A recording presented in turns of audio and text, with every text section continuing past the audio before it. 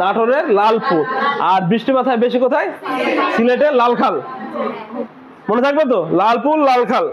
এবার বর্তমান দেশে তামাক নিরুৎসাহিত করা হয়েছে কেন বলতো? তামাক স্বাস্থ্যের জন্য ক্ষতিকর। তাহলে বাংলাদেশে কোন জেলায় সবচেয়ে বেশি তামাক উৎপাদন হয় বলতো? কুষ্টিয়া অঞ্চলে, তোমাদের এলাকায়। এবার দ্বিতীয় কথা যদি আমি বলি, বাংলাদেশে সবচেয়ে বেশি তুলা উৎপাদন হয় কোন জেলায়?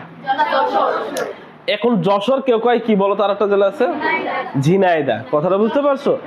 এখন যদি যশোর ঝিনাইদহ দেওয়া থাকে তাহলে কি দিবা? ঝিনাইদহ দিবা। কথাটা বুঝতে পারছো? এবার যদি বলি বাংলাদেশে সবচেয়ে বেশি ধান উৎপাদন হয় কোন জেলায়? ময়মনসিংহ জেলা, তাই না? এবার আর একটা প্রশ্ন, বাংলাদেশ সবচেয়ে নিচু ভূমির পরিমাণ কোন জেলায়? কিশোরগঞ্জ। এবার যদি আমি বলি বাংলাদেশ বাথান, বোঝো বাথান? বাথান বলতে কি, গরু ছাগল এরকম করে কি, এটা চড়ে নিয়ে যায়, নিয়ে যে দীর্ঘদিন ধরে ওখানে চড়ায়, উন্মুক্ত জায়গায় গরু ছাগল চড়ানোর একটা জায়গা, ওখানে থাকে ওরা। এই বাথান আছে কোন জেলায় বলতে পারবা? এই যে সিরাজগঞ্জ আছে না, সিরাজগঞ্জ জেলায়। কথাটা বুঝতে পারছো? এটাও কিন্তু প্রশ্ন আসছে। আবার আরেকটা জিনিস হলো এবার আরেকটা জিনিস তোমাকে ভাবতে হবে, শেখ রাসেল দিবস কবে? এটার প্রয়োজন নেই, এই দিবসগুলো এখন তুলে দেওয়া হয়েছে। এবার আন্তর্জাতিক বিষয়ের কিছু প্রশ্ন দেখো, আয়তন ও জনসংখ্যার দিক দিয়ে কোনটি পৃথিবীর ক্ষুদ্রতম স্বাধীন দেশ? Vatican city. তোমরা দিয়েছো, কিন্তু এখন একটা জিনিস বুঝতে হবে, ভ্যাটিকান সিটি আর আরেকটা দেশ আছে কি জানো? ভ্যাটিকান সিটি আর আরেকটা দেশ হলো আমাদের ফিলিস্তিন। এই দুইটা দেশকে কিন্তু মৌলিকভাবে কিন্তু স্বাধীন না, কিন্তু জাতিসংঘের স্বাধীনতার অন্তর্ভুক্ত। কিছু কিছু ক্ষেত্রে তারা সেই নিয়ম কানুনটা, যেমন ফিলিস্তিনে তার ভূখণ্ড আছে, সবই আছে, কিন্তু সার্বভৌমত্ব নেই। সার্বভৌমত্ব বুঝো? স্বাধীনতার পূর্ব সত্ত্বে কিন্তু সার্বভৌমত্ব। তো ওইটা না থাকলে কি হয় না, একটা দেশ স্বাধীন হতে পারে না। ফিলিস্তিনের সার্বভৌমত্ব নেই। 2012 সালে কিন্তু ফিলিস্তিন জাতিসংঘের পর্যটক দেশ হিসাবে আছে ওখানে, ও কিন্তু এখন পূর্ণ সদস্যতা পায়নি, কারণ কিছু কিছু দেশ তাকে তার স্বাধীনতা সমর্থন দেয়নি। কথা বলছো? তারপরে আয়তন জনসংখ্যা, এটা তো পারলা। এবার বলতো জনসংখ্যা পৃথিবীর বৃহত্তম দেশ কোনটি? ভারত। জনসংখ্যায় পৃথিবীর বৃহত্তম দেশ ভারত। শোনো, পরীক্ষার প্রশ্ন আসলো, ওই চীন প্রথমে ক নম্বরে পাইছো, ধাপ করে মেরে বসে আছো। কথাটা বুঝতে পারছো? তোমাকে ভাবতে হবে কি, প্রশ্নটা আমি 4টা অপশনই দেখবো, কখনো জানে প্রথম অপশন দেখেই জানে শিওর হবে না যে এটা অ্যান্সার। কথাটা বুঝছো? 4টা অ্যান্সার তোমাকে দেওয়া আছে একটা 4টার ভিতর থেকে, তাহলে তোমাকে 4টা অন্তত পড়া উচিত। এখন তাহলে জনসংখ্যা কোন দেশে বেশি? ভারতের। আর দ্বিতীয় আছে কোথায়? চীনের।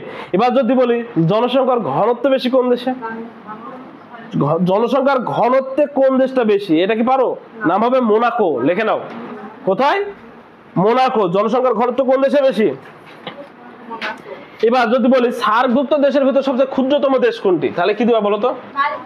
মালদ্বীপ। এবার সার্কভুক্ত দেশগুলোর ভিতর মাথা পিছু আয় কোন দেশের বেশি? মালদ্বীপে। সার্ক কত সালে প্রতিষ্ঠিত হয়েছে? 1985 সালে। সার্ক তৈরি করার সবচেয়ে বড় অবদান কে রেখেছে? জিয়াউর রহমান। তারপরে সার্কভুক্ত দেশগুলোর ভিতর শিক্ষার হার কোন দেশে বেশি? মালদ্বীপে। এই জিনিসগুলো মানবে। সার্কের সদস্য দেশ কয়টি? 8টি। তাহলে শেষ সদস্য কে? আফগানিস্তান। কত সালে? 2007 সালে। মনে থাকবে এগুলো। তারপরে দেখবা আর একটু পরীক্ষা ছিল, স্ট্যাচু অফ লিবার্টি। এটা তোমাদের কি ছিল? এসএসসি লেভেলে প্যাসেজ ছিল। প্যাসেজ ছিল না স্ট্যাচু অফ লিবার্টি? এই প্যাসেজ পড়ে আসো নাই? ও তোমরা তো আবার কি ব্যাচ কয়, অটোপাস ব্যাচ না তো? এই শোনো, শর্ট ব্যাচ। তোমরা স্ট্যাচু অফ লিবার্টি সম্বন্ধে কোনো ধারণা আছে তোমাদের? এই শোনো, স্ট্যাচু অফ লিবার্টি বিষয়টা হচ্ছে কি, এটা হলো আমেরিকাকে গিফট করেছিল কোন দেশ? ফ্রান্স। কিসের জন্য গিফট করেছিল বলো তো?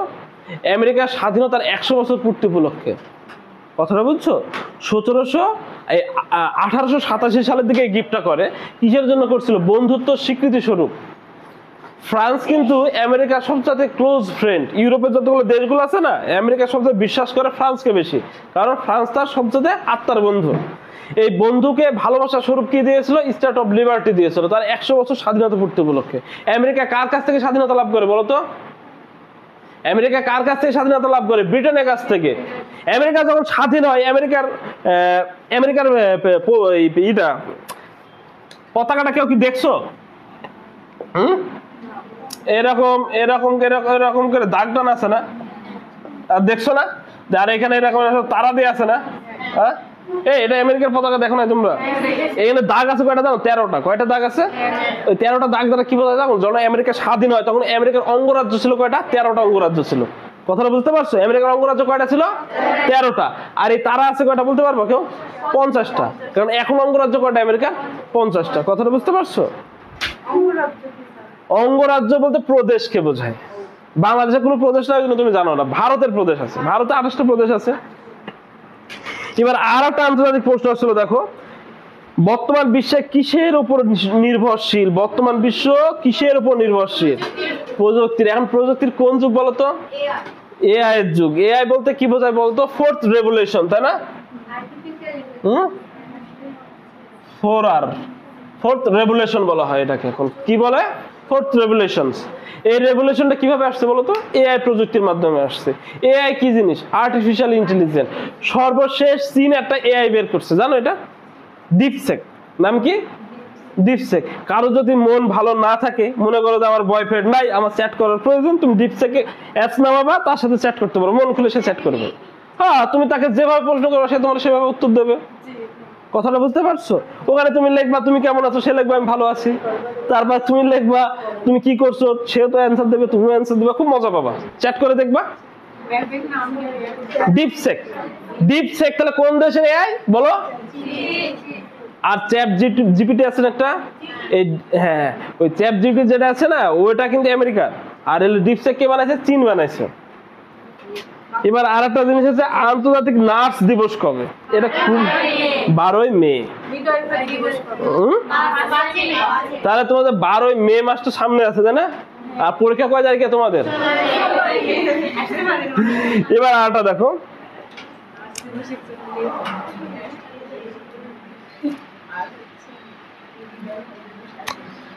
এবার ডিপ্লোমা ইন নার্সিং এর কিছু কোশ্চেন দেখি। 26শে মার্চ 1971 বঙ্গবন্ধু স্বাধীনতার ঘোষণা জারি করেছিল। এখন যদি তোমাকে প্রশ্ন করা হয় স্বাধীনতার ঘোষক কে, তাহলে তুমি কি বলবা বলো তো? এখন যদি বলা হয় স্বাধীনতার ঘোষক কে, তাহলে কি হবে? শহীদ রাষ্ট্রপতি জিয়াউর রহমান। স্বাধীনতার ঘোষক কে? হ্যাঁ, এটা নতুন ভাবে প্রজ্ঞাপন দিয়েছে। কথাটা বুঝতে পারছো? শহীদ রাষ্ট্রপতি কে? জিয়াউর রহমান।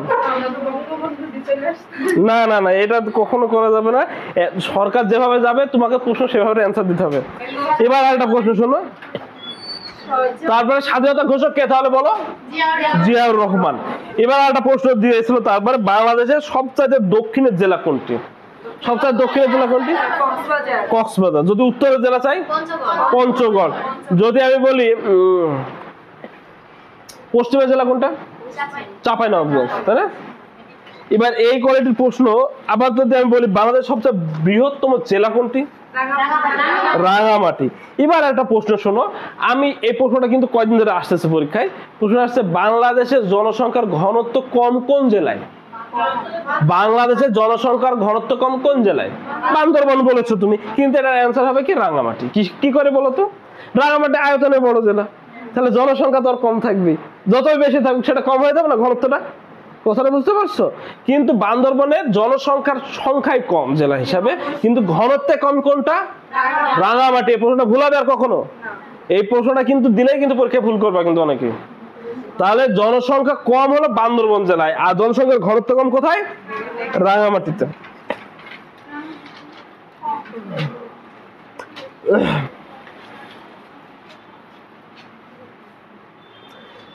এবার আর একটা প্রশ্ন আছে, বাংলাদেশকে স্বীকৃতি দানকারী প্রথম দেশ কোনটি? ভুটান। কয় তারিখে স্বীকৃতি দেয়? 6 ডিসেম্বর। এবার তোমাকে যদি বলি বাংলাদেশের দ্বিতীয় স্বীকৃতি কে দিয়েছে? ভারত দিয়েছে। এবার আর একটা প্রশ্ন যদি করি, বাংলাদেশ স্বীকৃতি দানকারী প্রথম মুসলিম দেশ কোনটি? ইরান। ইরাক। গুড। তারপরে যদি আমি বলি বাংলাদেশকে ইউরোপের কোন দেশ প্রথম স্বীকৃতি দিয়েছে? ইউরোপ কি সেনেগাল কি ইউরোপে? এই মিয়া, সেনেগাল কোথাকার দেশ বলো? সেনেগাল তো আফ্রিকার দেশ। সেনেগাল আফ্রিকার দেশ। ইউরোপের বলেছে আমি, ইউরোপের পোল্যান্ড। অথবা পোল্যান্ড না থাকলে অনেক সময় দেখি পূর্ব জার্মানি, তাই না? কথাটা বুঝতে পারছো? এই দুই জার্মানি কিন্তু আগে কি ছিল বলতো? দুই জার্মানি কিন্তু আগে আলাদা ছিল, এটা কি জানো? দ্বিতীয় বিশ্বযুদ্ধের সময়, কথা শোনো, দ্বিতীয় বিশ্বযুদ্ধের সময় যখন দেখলো জার্মানিকে আলাদা করে দেওয়া হলো, পূর্ব জার্মানি পশ্চিম জার্মানি, কথা বুঝছো? এক জার্মানি নিয়ে নিল কে বলতো? আমেরিকা পন্থীরা। আর আরেক জার্মানি নিল রাশিয়া পন্থীরা, দুজন ভাগ করে নিয়ে নিল, রুটি ভাগ করে না যেরকম, একটা দেশকে ভাগ করে নিল, বলে একজন তোর রুলস চলবে, একজন বললো আমার রুলস চলবে। এরকম আর একটা দেশ ভাগ করা হয়েছিল, কোথায় জানো তো? ভিয়েতনামকে, যে ভিয়েতনাম যুদ্ধ হয়, এরকম আর একটা দেশ ভাগ করা হয়েছিল, কোথায় জানো তো? দুই কোরিয়াকে। এইভাবে পৃথিবীটাকে একদিকে বললো যে গণতন্ত্র পুঁজিবাদী, আর একদিকে বললো সমাজতন্ত্র, এরকম একটা অপবাদ দিয়ে দেশগুলোকে ভাগ করে রুলস করতো। কিন্তু পরবর্তীতে সেই দেশগুলো কি হয়েছে? অনেক দেশগুলো আলাদা হয়ে গেছে, কিন্তু উত্তর কোরিয়া আর দক্ষিণ কোরিয়া এখন পর্যন্ত আলাদা হতে, মানে আলাদাই আছে। আর অনেক দেশগুলো এক হয়ে গেছে, যেমন জার্মানি একত্র করে 1989 সালে, দুই